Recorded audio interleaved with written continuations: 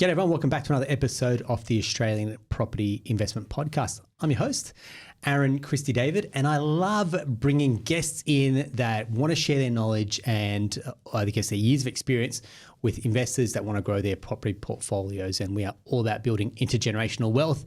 And today's guest is going to help you do just that. And we're going to talk all things strata and talk all things properties when it comes to apartments as well. But Craig Bayliss from Coastal Strata, welcome onto the show. Thanks, Aaron. Thanks for having me. Mate, thanks for being here. Big, beautiful smile that you've got on. Mate, we're going to have a lot of fun with it today. Before we do kick off, I want to just reiterate that this episode is general in nature and not intended to give advice. So if you do need advice, please do seek out a professional. So Craig, mate, I had the pleasure of knowing a few people in common. You're down towards the Gong as well. So I guess what I want to do is kick off. I believe you've run Coastal Strata for, is it 10 years plus? Yeah, 10 years plus, yeah. So 10, and then you've done over 10,000 strata reports. We have done a lot, yes. Yeah, correct.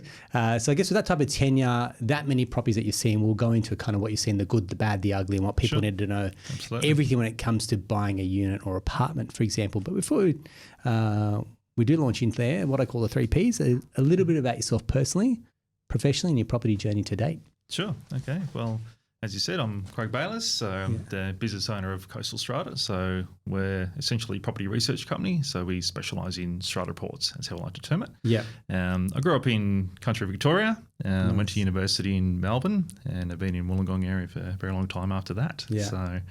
So professionally, yes, I have been involved in strata for a very long time, since 2003, and involved in lots of different aspects, from being a strata manager, so I was chairing meetings and making sure properties are run very well, and working with developers to set up new strata schemes. Yeah. Then in 2011, I started Coastal Strata to really just specialise in purely doing strata reports. So that's giving that advice to purchasers of apartments, and we do that throughout New South Wales. And so my personal property investment journey, I've been fortunate enough to be involved in a couple along the way. So I bought a townhouse in Shell Harbour Village a very long time ago, an older apartment. And then more recently, I bought an apartment off the plan in Wollongong. That was quite a good experience. And then I'm just going through the back of a commercial property purchase for an office that we're in at the moment. So fantastic. Yeah, there's a few along the way. Well done. And I guess buying, and especially you mentioned units there as well, gives you a lot of empathy for what your clients are going through as well. Absolutely. Yeah. Well aware of the stress and the time pressures everyone's under. So time pressures is probably the big one. And we'll come to time later on have a chat. So, I mean, we talk about the 10,000 hour rule. You must have in the industry 10,000 strata report rule. For the uninitiated, or maybe people that are going through this process for the first time, or it's been a while, take us through what is in the strata report. And I guess we want to not dumb it down for people's IQ out there, but more to say, let's go through the basics. Yeah, sure. Well, we do really try and keep it really simple for our clients. So essentially, we're on the buyer side of the transaction. So when you're buying a property, you of course involve a mortgage broker, conveyancer, and a buyer's agent. Yeah. And if you're buying a strata apartment, you'll also need to find out about not just the apartment that you're buying, but the complex it's in as well. So that's essentially what we do. So we find out information about what's happening in the property. So really simply, we try and look at what's happening now, we forecast what's going to happen next, and then we explain that to our clients. If they're going to get involved in this property, they need to know these main points around financial and legal risk around what's happening with the property. Okay. So we really try and get that information and explain it succinctly to our clients so they can get across what's most important for them. Yeah. So when you get a read on what's going to happen in the future, are you relying on years' experience? Are you looking through what that, some of the environmental factors that related to that complex, for example? Yeah. How are you determining what goes in and what are risk factors to be aware of?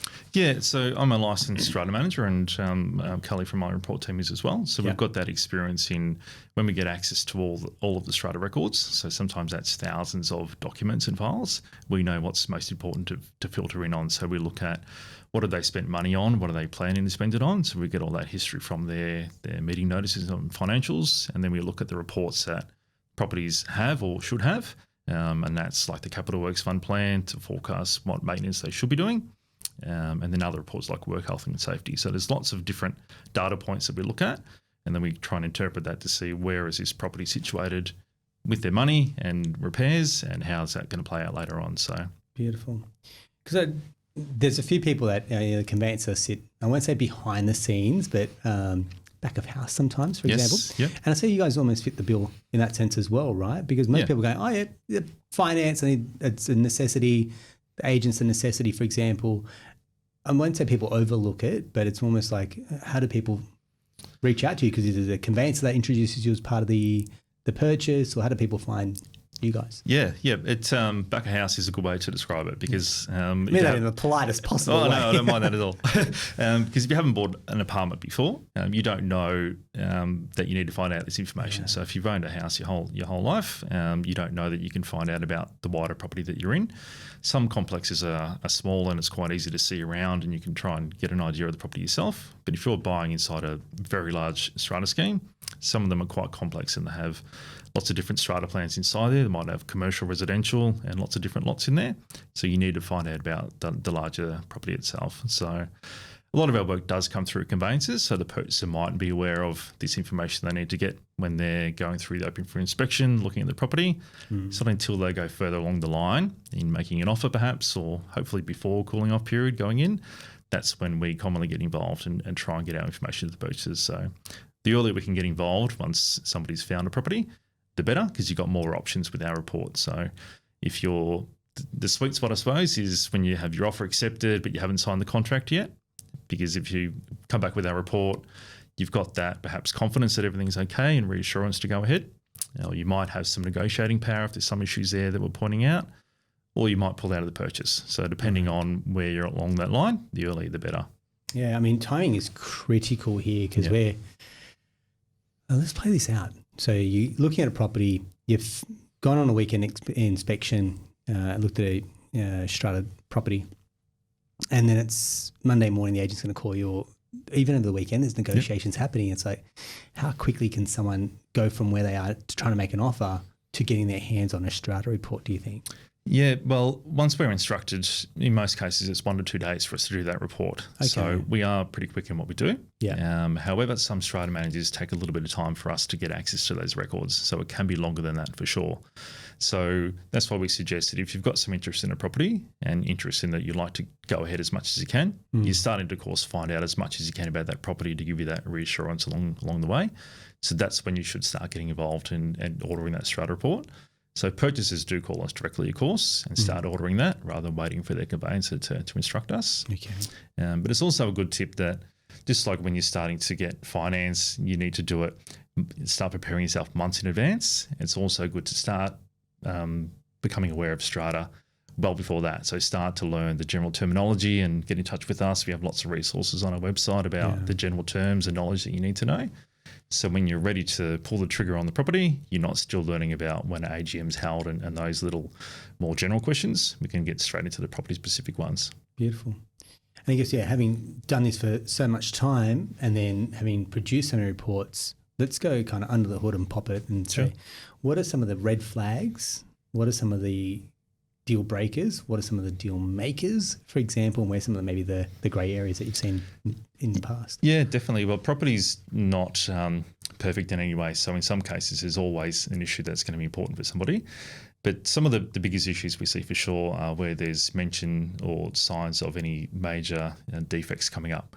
So it's not all high-rises in Sydney. When you pitch a strata, we do reports all through New South Wales, so it can be just a duplex, but they can all have issues. So it can come down to, have they done routine maintenance? Are they doing preventive maintenance and getting everything organised? Are they raising enough money to do the work that they should?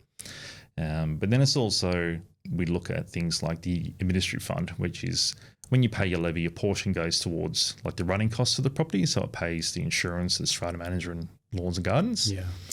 We are seeing that in some cases where the owners aren't raising enough of a levy, so that fund is going into deficit, meaning that they're spending more than they're receiving. Okay. So if we see that, that's a sign that your levies aren't high enough, so you're going to have to be paying, you should be paying more. And that's one portion. Then we look at the capital works fund, which is like the savings account for future maintenance. So we look at how's that tracking compared to their capital works fund plan, which is the preventive maintenance for the big ticket items like roof, waterproofing, painting, all of those big items. Are they raising enough money in there compared to where it should be? So I suppose a deal breaker would be property that is administrative fund deficit, so there's signs that the levies would have to go up, and the capital works fund where there's not enough money at all. And I was thinking about this before. I saw a property just a couple of years ago. They had 1 cent in their account. So this is information that you just can't see at open for inspections. You really need someone to look at the information and interpret it and tell you why is it 1 cent and what's happened and what's going to happen later on, because you of course want to know that. Absolutely. It's it's like a bank balance for a household, right? You want to know there's enough liquidity there. Yeah, absolutely. For a rainy day if something was to happen. Strata gets kind of put itself really on the radar with some of the recent changes. I mean, we saw some of those unit blocks that, what was it, those sinkholes that came through at one point. Yep. Then there was the cladding issues that have come through as well. And then, from time to time, maybe an investor will bring it up going, Strata's a waste of money. It's a rip-off, for example. How are you having those conversations to go, look, Strata isn't bad. It's a vehicle, and effectively when you're co-buying these units, it's a cost of doing business. Yeah, definitely. So we do see cladding issues in some properties, and there was one just last week where we did a report for a client. They were buying a property in Sydney CBD. It's a 25-storey building, 400 units, and they've been issued with a fire order from the local council to replace non-compliant cladding on the facade and to an awning.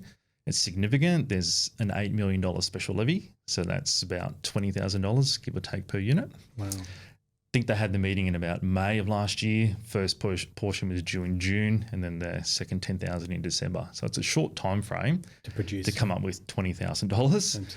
Who's got that money? But this property, they've actually have gone past that. They have raised all the money, which is great. So, but now they're going to go through the work, and the work of that size is significant. So I think it was 20 weeks for the contractor to get the materials on site, 60 weeks to actually do the work.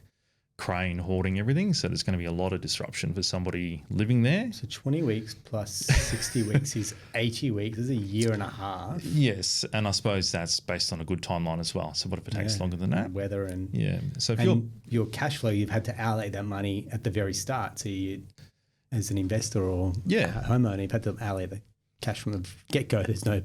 Yep, absolutely. So that's information that we really try and explain to our client, not just saying there's cladding issues. We try and point out that here's the potential time frame. So if you're going to move in there might be disruptions for you. But if you're going to rent it out, is it going to be attractive to potential tenants with all the work going on? And that's for them to consider if they need to reduce rent or something like that. So it's lots of impacts from the information we find out. And investors take it on board from there. Yeah, okay. Another one that kind of comes up from time to time is it's not the strata's issue, it's the apartment owner's issue, for example. So how do you, what is a issue specific to the apartment owner or the landlord or the tenant versus what is relevant for the strata? Yep, it can be tricky to generalise because it's what we're looking at is what is common property and what's part of the lot. So generally speaking, and you have to look at every property differently, but if you picture a high-rise complex, the external walls and the floor and the ceiling, they are common property, and anything inside from the paint is generally the lot owner's responsibility. So it can get a little bit trickier from that depending on the property and the bylaws. But when somebody's buying a property, they really should consider getting a building inspection as well, because we can only look at what has been reported in the strata records. There might be an issue. Just to jump in, it's contrary to what a lot of people say, is that you don't need a building inspection done when you're buying a unit. Yes, yeah. I suggest it's still worthwhile for sure, because it might pick up something that hasn't been reported in the strata records, or it will be your responsibility as an owner later on. So even if it's your responsibility, not strata, you can still use that to negotiate with the vendor. Nice one. Perfect. So going back in, again, I'm going to draw on all years of experience and your knowledge here. There would have been times where you've told a client probably not advisable to proceed, and they've gone ahead. Yeah. Have you had a situation like that?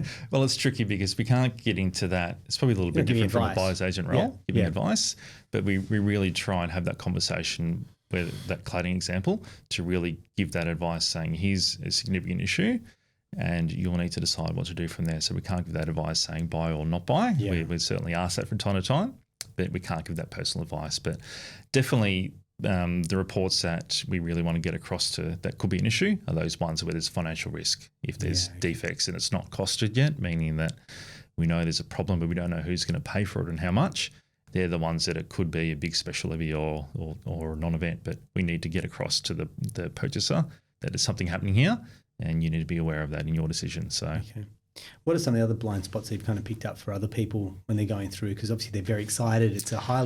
It is. So it doesn't matter if you're buying an investment property or your own home. Yeah. Buying is still an emotional roller coaster, and the speed of negotiations is generally where it's won or lost. So to kind of come in at this point and go, hey, these are some things that you need to know about. You don't want to be a roadblock. You want to be an enabler. Yeah.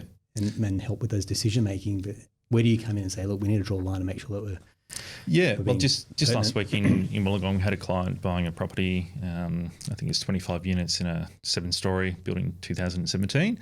That's all relevant because this property has some defects, but our client engaged us. I think we got the instructions on Monday, so we'd already had signed a contract with the agent on the weekend, so he's in cooling off period. Came to us to find out what we can, doing a strata report, and we of course found there's defects. It's actually pretty significant because they're in this New South Wales government program called Project Intervene, which is a program run to try and compel developers to fix major defects. Okay. So that's the definition. So it means that it's something happening. You'd want to be aware of that. So we passed that information back onto our client. He, of course, wasn't willing to take on that risk. So he was actually lucky, I believe, that he went back to the agent and said, I'm pulling out of the purchase. And he was going to ask for his 0.25% back as well. So I think that information we were able to find out and pass on quite quickly within that cooling off. Saved this client. He was very thankful that he could make his decision to pull out. Absolutely. I mean, we've had building and pest inspectors on before on previous episodes, and it's the small price to pay, but I think it's also that little time as well that really goes the distance to say even if it's a non-event, awesome. It's a bit like an insurance policy where it's paying for a bit of peace of mind. Absolutely, yeah. But in the odd event that something like this comes up, you've just dodged, I don't know how expensive that mistake would have been, but you've just dodged a massive bullet there as well. Absolutely. And the reports where there's not a lot happening in the property, that's fantastic. And sometimes it's giving that reassurance because there's a lot to think about buying a property, of course. So we're available to answer any general questions people have along the way. Yeah. And then they can really sort out if it's a good property or not from there. Nice one. From personal experience, I once renovated one of my properties, a unit. Oh, yes. And interesting experience because I just thought in I go and I'm going to rip out the floors and put wooden floorboards down and paint. Yep. And then suddenly it's like, what about the bylaws? And I thought, I don't even know what you're talking about, bylaws. And next minute on the phone to Strata, and these plans have just gone up in smoke.